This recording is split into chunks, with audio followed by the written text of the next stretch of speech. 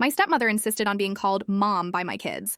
I tried to be mature about it. Then my daughter handed me a Mother's Day card that said, "To Grandma," and I saw my stepmother's handwriting inside. My dad married Patricia 6 months after my mom died. I was 28, still raw from watching cancer hollow my mother out over 18 months. Patricia moved into our family home before we'd even donated Mom's clothes. She changed the curtains first, then the furniture. Within a year, nothing of my mother remained except photos I'd hidden in my closet. When I had my daughter Ivy 3 years later, Patricia showed up at the hospital with pink balloons and opinions. "I'll be teaching her to call me Grandma, of course," she announced. My father nodded along like this was perfectly normal. I was too exhausted from labor to fight. My son followed 2 years after that. Both kids grew up calling her Grandma Pat while my mother became "your other grandma who's in heaven." The real problem started when Ivy turned 6. Patricia began pulling her aside at family dinners, whispering things I couldn't hear. My daughter would come back quiet, different. One night, Ivy asked why I never talked about Grandma in heaven like I loved her. "Did you not like her?" she asked innocently. I'd spent hours telling her stories about my mom. Had she forgotten all of them? Then the Mother's Day card incident happened. Ivy handed me a homemade card at breakfast. The front said, "To Grandma," in her careful handwriting. I opened it confused. Inside, in Patricia's unmistakable script, "Thank you for being the only real mother in Ivy's life. Her birth mother never learned how to show proper love." My hands started shaking. Below it, Ivy had copied in her 6-year-old scrawl, "Thank you for being my real grandma." I called Patricia immediately. "What is this?" She laughed. Actually laughed. "Oh, honey, I'm just making sure the children understand family hierarchy. Your mother's gone. I'm here. It's confusing for them when you pretend otherwise." "I'm their mother," I said through clenched teeth. "Well," she replied sweetly, "motherhood is about presence, not biology. You work so much. I'm the one raising them." I hung up and started going through Ivy's backpack. Hidden in her folder were more cards. Birthday cards to Patricia that said, "To Mommy." Thank you notes calling her my real grandmother, all containing Patricia's handwriting with instructions for Ivy to copy. My son's backpack held the same. She'd been doing this for months. That night, my father called. "Patricia's very upset. You need to apologize." Apologize? I couldn't believe what I was hearing. She's trying to replace me as their mother. She's manipulating my children. He sighed like I was being dramatic. "She's just enthusiastic about being a grandmother. Don't make this difficult. She's rewriting my mother out of existence, and now she's coming for me," I said. "Your mother's dead," he said flatly. "Patricia's alive. The kids need someone present." Something inside me snapped. The next morning, I kept both kids home from school. We sat at the kitchen table with crayons and paper. "I want you to draw Grandma Linda for me," I said. "The grandma in heaven. Draw what you remember about her from the stories I've told you." Ivy stared at the blank paper. "I don't remember the stories, Mommy." My stomach dropped. "What do you mean? I've told you dozens of stories about her. Grandma Pat said those stories aren't real. She said you made them up because you're sad." Ivy's eyes filled with tears. "She said the real grandma wasn't very nice, and that's why nobody talks about her." I looked at my son. He was only 4, but he nodded. "Grandma Pat said the heaven grandma didn't love us because she left." I spent the next hour telling them everything again, about how their grandma Linda loved butterflies and planted milkweed in the garden specifically to attract monarchs, how she volunteered at the library every Tuesday for 20 years, how she made homemade Halloween costumes, even the year she was sick, how she'd saved every drawing I ever made and kept them in labeled boxes in the attic. "Why did Grandma Pat say that stuff?" Ivy asked. "Because she wants you to forget Grandma Linda existed. She wants to be the only grandma you remember." "That's mean," my son said quietly. "Yeah, it was mean." I called my father back. He answered on the first ring. "Have you calmed down? I need to talk to Patricia, face to face, today." "I don't think that's a good idea. You're clearly very emotional." "Dad, either we meet today or you never see my kids again. Your choice." Silence. "Then, fine. Come to the house at 2. I dropped the kids with my husband and drove to my childhood home, the house where my mother had lived for 30 years, where she'd raised me, where she'd died in the master bedroom with hospice nurses rotating through. Patricia answered the door in white linen, looking like she was posing for a lifestyle magazine. "Oh good, you've come to apologize. Come in, we'll have tea." I didn't move. "Show me the other cards." "I'm sorry?" "The ones you made my kids write. All of them. Show me." She laughed, that tinkling sound that made my skin crawl. "I don't know what you mean. The birthday cards, the Mother's Day cards, the thank you notes, the ones where you wrote what you wanted them to say and made them copy it? I found 2 backpacks full. I want to see if there are more." My father appeared behind her. "This is ridiculous. You're accusing Patricia of—" "I'm not accusing. I'm stating facts. She manipulated my children. She made them write cards calling her their real mother. She told them my stories about Mom were lies." Patricia's smile never wavered. "Your stories are confusing for young minds.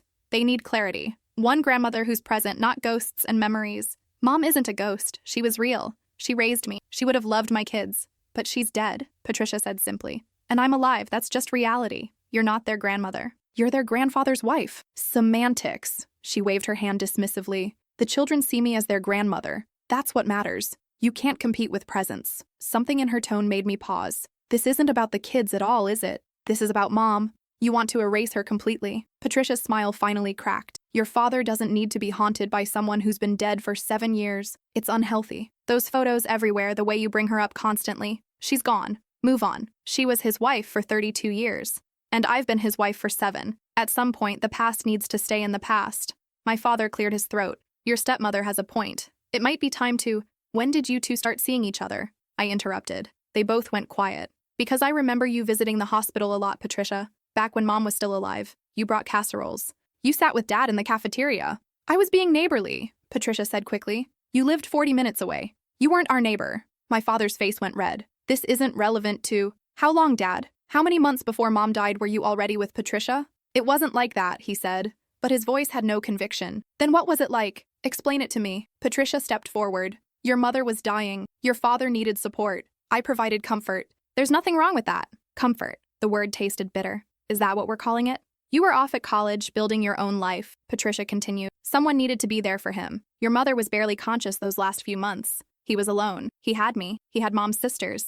He had friends. He had me, Patricia said firmly. And when it was over, when the funeral was done and everyone else moved on, I was still there. 6 months? You waited 6 months after she died to move in. I waited a respectful amount of time. Her clothes were still in the closet. She was dead. Patricia's voice rose. Dead people don't need clothes. Your father needed someone living, someone present, someone who could help him move forward instead of drowning in grief. My father reached for Patricia's hand. That's when I saw it. The gold bracelet on her wrist. I knew that bracelet. My mother had worn it every single day. Where did you get that? I whispered. Patricia glanced down, then quickly pulled her sleeve over it. Your father gave it to me. I looked at Dad. That was Mom's anniversary bracelet. From your 25th anniversary. She's not using it anymore, he said defensively. It seemed wasteful to let it sit in a drawer. So you gave my mother's jewelry to your mistress. She wasn't my mistress, he snapped. Patricia and I didn't. We weren't. Nothing happened until after your mother passed. But you wanted it to. You were just waiting for her to die. The words hung in the air. Nobody denied them. Patricia recovered first. What your father and I have is real love, not the obligatory kind that comes from staying together out of habit. We chose each other. And yes, maybe the timing wasn't perfect, but grief makes people do things they wouldn't normally do. We found comfort in each other. There's nothing wrong with that. You started erasing her before she was even buried. I started helping your father heal. By taking her place, wearing her jewelry, sleeping in her bed, taking over her house. It's his house, Patricia corrected. She's gone. Life continues. The living get to move on. And now you're doing the same thing with my kids. Erasing their real grandmother, replacing her with yourself. Patricia straightened. I'm not replacing anyone. I'm simply being present, being active in their lives, providing them with stability and consistency. If that makes me their primary grandmother in their minds, that's because I've earned it through my actions.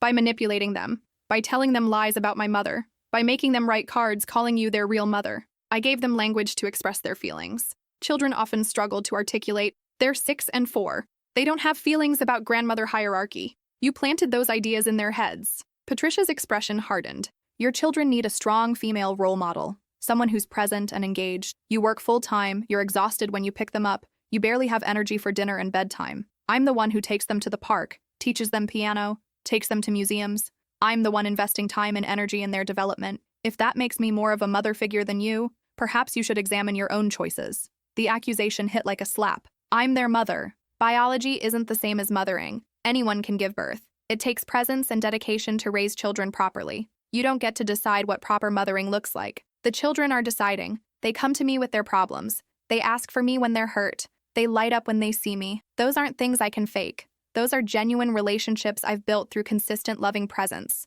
I wanted to scream, wanted to throw something. Instead, I kept my voice level. You're not seeing them anymore. No more visits, no more phone calls. You're done. Patricia laughed. You can't do that. Watch me. I have rights. I'm their grandmother. You're not related to them. You have no legal rights whatsoever. My father finally spoke up. You can't keep our grandchildren from us. That's cruel. What's cruel is what she's doing to them, what you're letting her do. I'm doing nothing wrong, Patricia insisted. I'm loving them. That's not a crime. You're manipulating them. There's a difference.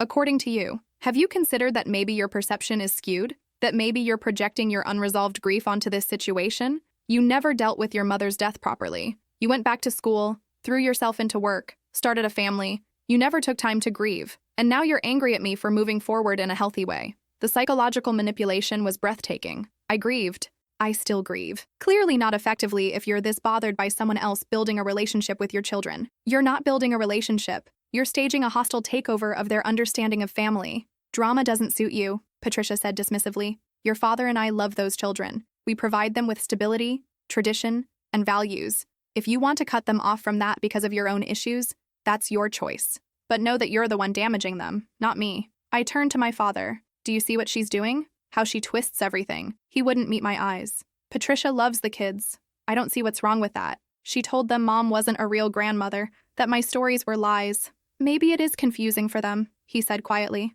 Having a grandmother they never met competing with one who's actually there. Competing? That's what you think this is? A competition? I think Patricia makes a good point about presence, he said. Your mother is gone. Patricia is here. Maybe it's time to let the kids have the grandmother they can actually know. My heart cracked. You want them to forget her? I want them to have a normal life without the weight of ghost stories and someone they'll never meet. Ghost stories, I repeated numbly. That's what Mom is to you now? A ghost story? That's not what I meant. Yes, it is. Patricia's been working on you for 7 years and it worked. She erased Mom from your life and now you want her erased from everyone else's too. Your mother was sick for a long time, he said. Those last 2 years were hard, really hard. Patricia helped me through it. She was there when nobody else was. I was there. You were in college. Then you had your own life, your own family. Patricia was the one sitting with me at night, listening to me, helping me process everything, while Mom was still alive. She was dying, he shouted. For 2 years she was dying, slowly, painfully. Do you know what that's like? Watching someone you love waste away? Your mother wasn't your mother anymore those last few months. She was a shell, a body in a bed. Patricia helped me remember I was still alive, that life didn't have to be nothing but hospital visits and death watches. The truth was ugly, but it was the truth. So you gave up on her. I stayed, he said firmly. I stayed until the end. I held her hand when she died. I arranged the funeral. I did everything a husband is supposed to do, but I was also drowning, and Patricia threw me a lifeline. A lifeline that came with conditions, like erasing all evidence that Mom existed. That's not fair, Patricia interjected. I never asked him to forget her. I simply helped him create a new life, one that wasn't defined by loss and grief. By moving into her house, wearing her jewelry, taking her place in every possible way. Someone had to fill that void, Patricia said. Would you rather your father spent the last 7 years alone and miserable, clinging to memories, turning his house into a shrine? I'd rather he honored the woman who gave him 32 years of her life. I do honor her, Dad said. I remember her, but I also deserve to move on, to be happy, to have a life that isn't defined by who I lost. And your grandchildren deserve to know who they lost too, who was lost before they were even born. They're too young to understand death, Patricia said. It's just confusing and scary for them. Better to focus on the family they have now, the relationships they can actually experience. My mother would have been an amazing grandmother. Maybe, Patricia conceded. But we'll never know. What we do know is that I'm an amazing grandmother. Present, active, engaged. That's reality. That's what matters. You made my 6-year-old write cards saying I'm not a good mother. I never said that. You wrote it. In the card. Her birth mother never learned how to show proper love. Those were your exact words. Patricia had the grace to look slightly uncomfortable. Perhaps that was poorly phrased. Perhaps. I was trying to help Ivy express that she feels more connected to me than to you. That's not my fault. That's about the amount of time and energy we each invest in her. I'm her mother. I work to provide for her. I come home every night. I read to her. I put her to bed. I'm there for every skinned knee and bad dream. And I'm there for piano lessons and baking cookies and trips to the zoo. I'm there for the fun parts. The parts that build memories. The parts that matter. The parts that matter, I echoed. So everything I do doesn't matter? I didn't say that. You implied it. You've been implying it for months, making my kids think I'm not enough, that I don't love them properly, that you're the real grandmother and the real mother figure in their lives. Patricia sighed like she was dealing with a difficult child. If you feel threatened by my relationship with your children, perhaps you should spend more time with them instead of attacking me. The gaslighting was textbook perfect, making me question myself, making it my fault, making me the problem. I'm done with this conversation, I said. You won't see my kids again. Neither of you. You're making a mistake, my father said. The mistake was trying to keep you in their lives, trying to pretend we could be a normal family. We can't, because you replaced Mom before she was cold in the ground, and now your wife is trying to replace me too. I walked out, got in my car, drove home shaking so hard I had to pull over twice. My husband took one look at my face when I walked in and wrapped me in his arms. What happened? I told him everything. The bracelet, the timeline of their relationship, Patricia's manipulation, Dad's complicity. They want to erase your mom, he said quietly. They want to erase me too. That's what this is really about. Patricia doesn't just want to be the grandmother, she wants to be the mother. She wants my kids to see her as their primary female role model. And my father's letting her because it's easier than confronting what he did. What he did? He was with Patricia while Mom was dying. Maybe not physically, but emotionally. He was already gone before Mom took her last breath. My husband pulled back to look at me. You can't know that for sure. He gave Patricia Mom's anniversary bracelet. The one he gave Mom for their 25th anniversary. The one she never took off. He gave it to his new wife like it meant nothing. Jesus. My kids aren't going to know them anymore. I can't let Patricia keep poisoning their minds. And I can't watch Dad enable it. Your kids will have questions. I'll answer them honestly. Age appropriately, but honestly. They deserve to know that I'm protecting them from people who are hurting them, even if those people thought they were helping. That night, I sat down with Ivy and my son. Grandma Pat and Grandpa won't be coming over anymore. Why? Ivy asked. Because Grandma Pat was saying things that weren't true. She was telling you stories that were meant to confuse you. About heaven, Grandma? About lots of things. About your heaven, Grandma, and about me. She said you're too busy to love us the right way. Ivy said quietly. Is that true? My heart shattered. No, baby, that's not true at all. Mommy works so we can have a house and food and clothes. But I love you more than anything in the world. Working doesn't mean I don't love you. Grandma Pat said she loves us more because she has more time. Love isn't about time. Love is about... I paused, trying to find the right words. Love is about showing up. Being there when you need me. Taking care of you when you're sick. Holding you when you're sad. Teaching you right from wrong. That's what love is. Not who spends the most hours in a day with you. So Grandma Pat doesn't love us? I think she does. In her own way. But she was also telling you things that weren't true to try to make you think she was more important than she is.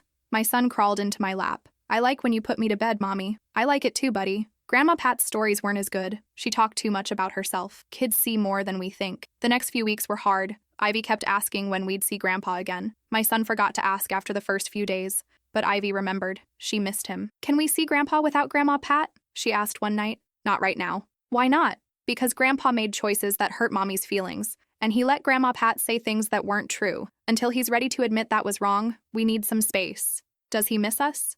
I think so. Do you miss him? I did. Despite everything, I missed my father. The man he used to be. The dad who taught me to ride a bike and took me to father-daughter dances. But that man had been gone a long time. Replaced by someone who chose comfort over truth, who chose Patricia over his dead wife's memory, who chose enabling manipulation over protecting his grandchildren. I miss who he used to be, I told Ivy honestly. 3 weeks after I cut contact, my aunt called, my mother's sister. Your father called me, said you're keeping the kids from him. Did he tell you why? He said you're upset about Patricia being involved in the kids' lives. I explained everything. The cards, the manipulation, the bracelet, the timeline of his relationship with Patricia. Silence on the other end. Then, that fucking bastard. My aunt never swore. Your mother knew, she said quietly, about Patricia. Linda told me 3 weeks before she died. She'd seen the texts on his phone. He tried to deny it, but she knew. She was too tired to fight about it. She made him promise to wait a respectable amount of time before making it public. 6 months? He kept that promise barely.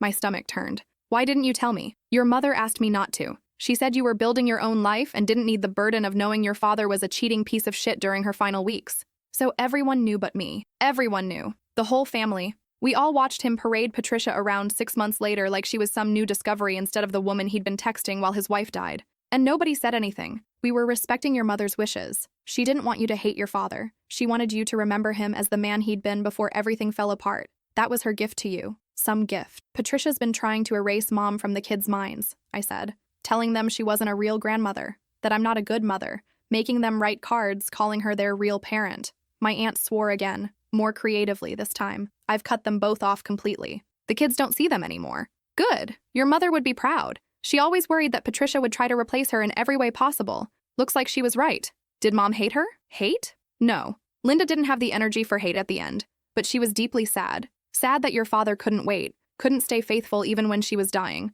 Sad that she was being replaced in real time. I wish she'd told me. She was protecting you. That's what mothers do. After we hung up, I went to the closet, pulled out the photos I'd hidden, really looked at them this time. In the later ones from the last year of Mom's life, she looked tired, sad, even when she was smiling. I'd thought it was the cancer, but now I knew. It was heartbreak. She was dying and grieving her marriage at the same time. Dad called 2 days later. The kids' birthdays are coming up. Surely we can put aside our differences for...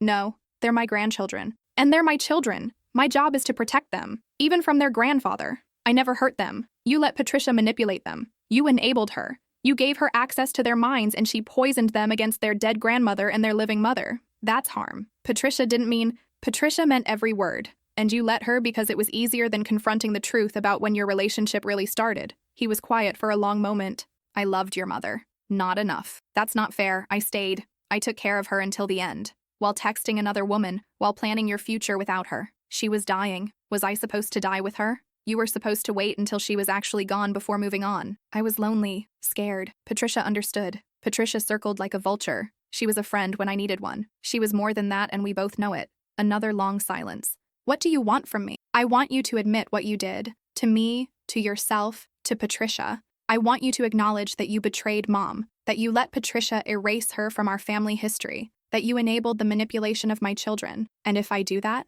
then maybe, eventually, we can talk about supervised visits. With you, not Patricia. Never Patricia again. I can't exclude my wife from family events. Then I guess we're done. You're being unreasonable. I'm being a mother, something Patricia tried very hard to convince my kids I wasn't good at.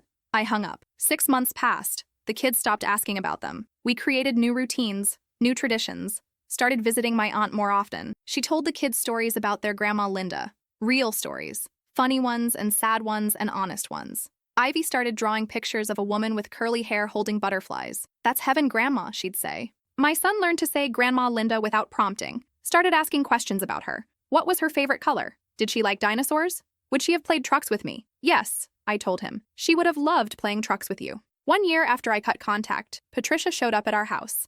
I'd just gotten home from work. The kids were at aftercare. My husband was out of town. She stood on the porch in designer clothes, perfectly composed. We need to talk. No, we don't. Your father misses his grandchildren. He made his choice. He chose his wife. That's not a crime. He chose a woman who manipulated my children. I never manipulated anyone. I formed genuine bonds with them. That's not the same thing. You told them I wasn't a good mother. I suggested you could be more present. That's constructive feedback. You made them write cards calling you their real mother. I helped them articulate their feelings. Round and round. The same arguments. The same gaslighting. Leave, I said. You're not welcome here. Those children need their grandfather. Those children need to be protected from people who lie to them. Patricia's perfect mask finally cracked. You self-righteous little bitch. You think you're so much better than me? You're keeping kids from their family because your feelings are hurt. That's abuse. What's abuse is what you did. Systematically working to erase my mother from their memories, from existence, trying to replace her and me both. I didn't replace anyone. I filled a void.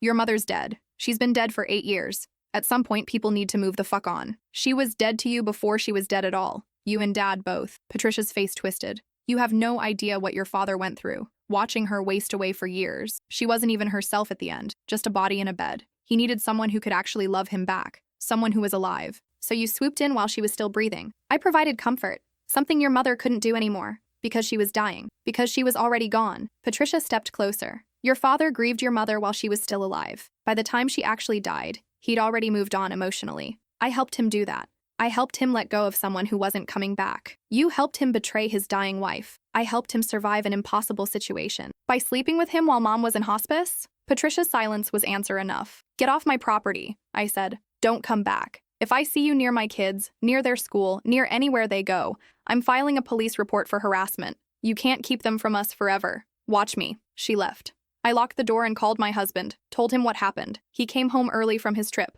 That night I wrote everything down. Every incident. Every manipulation. Every lie Patricia had told my kids. Every boundary she'd crossed. Documented it all in a journal with dates and details, just in case. 2 years went by. The kids were 8 and 6 now. Thriving. Happy. They had photos of Grandma Linda in their rooms. Knew her stories by heart. Understood that she'd love them even though she never met them. They rarely asked about Grandpa anymore. He'd become like Patricia. Someone from the past. Someone who'd made choices that hurt people. My aunt became their primary older family member. She taught Ivy to bake using Mom's old recipes, took my son to museums, provided the grandmother energy they needed. Then Dad got sick. Pancreatic cancer. Stage 4. My aunt called to tell me. How long? I asked. 6 months. Maybe less. Is Patricia taking care of him? My aunt laughed bitterly. Patricia left him 3 months ago. Apparently dying husbands aren't as fun as healthy ones. The irony wasn't lost on me. Does he want to see us? He's asking for you. And the kids. I thought about it for 2 days. Talked to my husband. Talked to my therapist. Finally decided.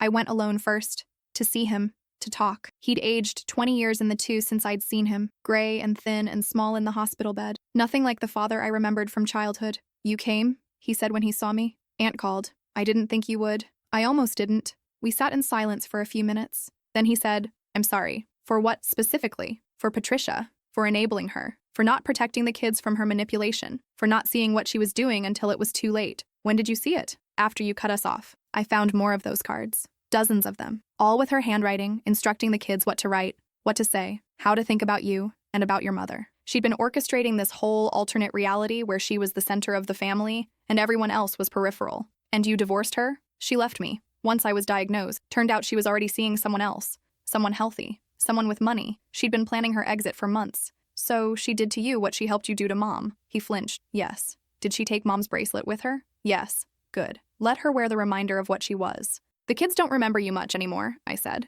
It's been 2 years. I know. Do you want to see them? I don't deserve to. That's not what I asked. He started crying. Actually crying. I fucked it all up. Your mother. You. The kids. I chose comfort over integrity and lost everything that mattered. Yes, you did. Your mother knew. About Patricia. She knew and she didn't say anything, because she didn't have the strength to fight. She died knowing I'd betrayed her. I know. Aunt told me. I have to live with that. Or die with it, I guess. Why did you do it? He was quiet for a long time. Because I was weak. Because watching her die was the hardest thing I've ever done, and Patricia offered an escape, a way to feel something other than grief, and I took it. I knew it was wrong and I took it anyway. And then you let her erase Mom from our family. I thought it would be easier, less painful, if we just moved forward without looking back. But she didn't just erase Mom. She tried to erase me too. I didn't see that until too late. I thought she was just being enthusiastic about being a grandmother. I didn't see the manipulation. You didn't want to see it. No, he admitted. I didn't. The kids are happy now, healthy. They know who Grandma Linda was. They know her stories, her love. Patricia couldn't take that away permanently. That's good. That's what your mother would have wanted. We sat in silence again. Can I meet them? He asked. One time? So I can apologize? So they know I'm sorry for everything? I thought about it. About my kids. About my father. About my mother who'd wanted me to remember him as the man he'd been before, not the man he'd become. I'll bring them next week. One visit. You can apologize. You can tell them you made mistakes. But I'm not promising anything beyond that. Thank you. I brought the kids the following Saturday, prepped them carefully, explained that Grandpa was very sick and wanted to see them, that he wanted to say he was sorry for not being in their lives. Ivy was nervous. My son was curious. Dad cried when he saw them, told them he was sorry, that he'd made mistakes, that he loved them even though he hadn't shown it, that their Grandma Linda would have been so proud of them. Ivy held his hand. It's okay, Grandpa. Mommy tells us about you sometimes. The old you. Before I messed everything up? Before you forgot what mattered. Out of the mouths of 8-year-olds. My son showed Dad a drawing. This is our family. Me, Ivy, Mommy, Daddy, and Grandma Linda. She's in the clouds, but she's still family. Dad studied the drawing. She is. She'll always be family. We visited 3 more times before he died. Brief visits, supervised, carefully boundaried. He never asked for forgiveness, just said he was sorry, over and over. 2 days before he died, he gave me something. An old photo album, one I'd never seen. Your mother made this, he said, before she got sick. Photos of her life, her parents, growing up, our early years together, having you. She wanted to make sure you had it, that you could pass it to your kids. Why are you just giving this to me now? Patricia hid it. I found it when I was packing to move to hospice. She'd stuck it in the back of a closet under old blankets. I opened it. Pages and pages of my mother's life, her beautiful, full life, written in her handwriting with notes and dates and memories. She made this for us, I whispered, for you, for your kids, so they'd know her even though they never met her. That night, I read through it with Ivy and my son. Every page, every photo, every story my mother had written. She was really pretty, Ivy. She was. I wish I could have met her. Me too, baby. But at least we have this. Her stories, her memory, her love. My father died 3 days later, quietly, with me holding one hand and my aunt holding the other. We had a small funeral, just family. The kids came, said goodbye to a grandfather they barely knew but were learning to forgive. Patricia didn't show up, didn't send flowers, didn't acknowledge his death at all. Good riddance. A month after the funeral, I took the kids to visit my mother's grave. First time for them. Hi, Grandma Linda, Ivy said softly. I'm Ivy. I'm named after your favorite flower. My son placed a toy truck on the headstone. For you, so you can play. We told her about their lives, school and friends and all the things she'd missed. Thank you for the photo album, I added. The kids love it. They know you now, really know you, and nobody can take that away. 6 months later, we were at the park when Ivy asked me something. Did Grandma Pat really love us? I thought about how to answer honestly. I think she loved the idea of you. But her love came with conditions. Real love doesn't try to erase other people or manipulate you into thinking certain ways. Like how you love us? Exactly. And how Grandma Linda would have loved us? Yes. I'm glad Grandma Pat is gone, my son said. She was scary sometimes. Yeah, Ivy agreed. She smiled too much. Kids really do see everything. Now my children are growing up with the truth, the whole truth, about their grandmother who died before they were born but loved them anyway, about their grandfather who made terrible choices but tried to make amends at the end, about their step-grandmother who tried to erase the past but couldn't. They have their Grandma Linda's photo album, her stories, her recipes, her love, and they have the knowledge that some people in life will try to rewrite your history, change your memories, make you doubt what you know to be true. But the real story always survives. Truth always finds a way. My mother's memory is protected now, preserved, passed down to her grandchildren who never met her but know her intimately, and that's something no one can ever take away.